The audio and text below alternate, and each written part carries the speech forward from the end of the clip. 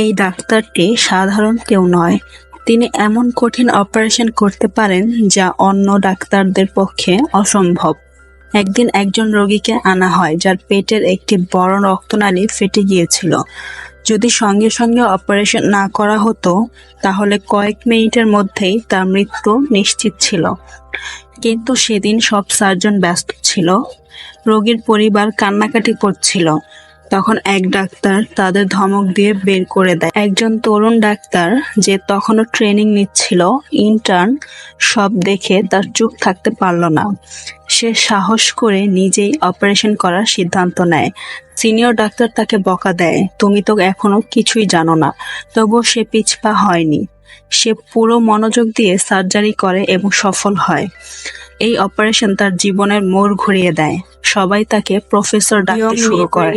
তবে এরপর তার মধ্যে চলে আসে। ডিন নিজে এসে তাকে ভাবতে শুরু করে, আমি ভাবে সবার কিছু সেরা।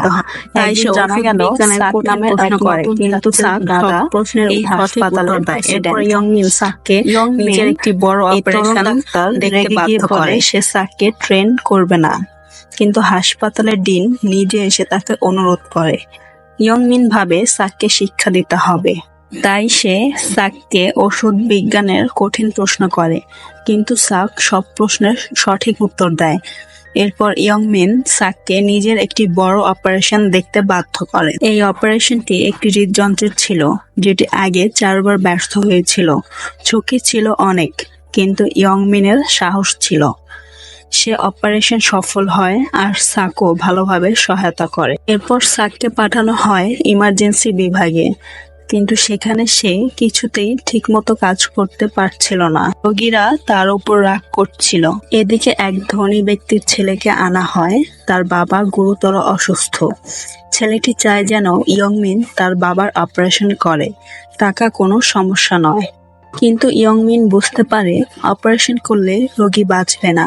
ছেলেটির আসল উদ্দেশ্য ছিল তার বাবা মারা যাক, যাতে সে সম্পত্তি পায়। রোগীকে দেখে ইয়ংমিন অবাক হয়। এই মানুষটি তার পুরনো প্রেমিকা সানের বাবা। সান সেখানে এসে উপস্থিত হয়। সান জানতো তার বাবার হার্ট সার্জারি করা ঠিক হবে না, কিন্তু ইয়ংমিন শুধুমাত্র সানকে প্রমাণ করার জন্য ঝুঁকি নিয়ে অপারেশন করে। অপারেশনের সময় ঘুম না আসার জন্য সে নিজেকে বারবার চিমটি কাটে। অপারেশন সফল হয়, কিন্তু এর মধ্যে এক ষড়যন্ত্র শুরু হয়। তাহান নামে এক ডাক্তার, যাকে ইয়ংমিন বিশ্বাস করত, আসলে চেয়ারম্যানের শত্রুদের পক্ষে কাজ করত। একদিন সান দেখা করতে চায়। ইয়ংমিন তাহানকে রোগীর দায়িত্ব দিয়ে চলে যায়। তাহান সেই সুযোগে ক্ষতি করার চেষ্টা করে। এরপর একজন বাইক চালক ইচ্ছা করে ইয়ংমিনকে ধাক্কা দেয়। দুর্ঘটনায় সে পড়ে যায় এবং এই দুর্ঘটনার ফলে সে সেখানেই মারা যায়। যখন সে সেই লোককে সাহায্য করতে যায়, তখন সে দেখে তার হাত সেই লোকের শরীরের ভেতর দিয়ে চলে যাচ্ছে। তখন সে বুঝতে পারে সে মারা গেছে এবং সে আত্মা হয়ে গেছে। তার শরীর তখন হাসপাতালের পথে। সে সবকিছু দেখতে পাচ্ছিল, তবে কিছুই বলতে পারছিল না। হাসপাতালে তখন ছিল সিয়ং তাক নামে এক ডিউটি ডাক্তার। সিয়ং তাক খুবই মেধাবী ছিল। সে বুঝে যায় ইয়ংমিন কি করতে চাইছে।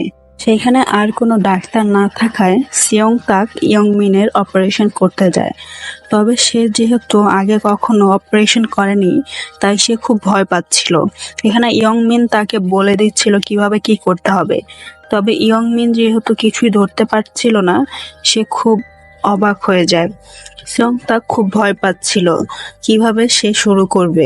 যখন সিয়ং তাক অস্ত্রোপচার করতে যায়, তখন ইয়ংমিন হঠাৎ করে তার হাত ধরে ফেলে, আর তখনই ইয়ংমিনের আত্মা সিয়ং তাকের দেহে ঢুকে যায়। সে সিয়ং তাকের দেহে ঢুকে নিজের দেহে সার্জারি নিজেই করে এবং সার্জারিটি সফল হয়।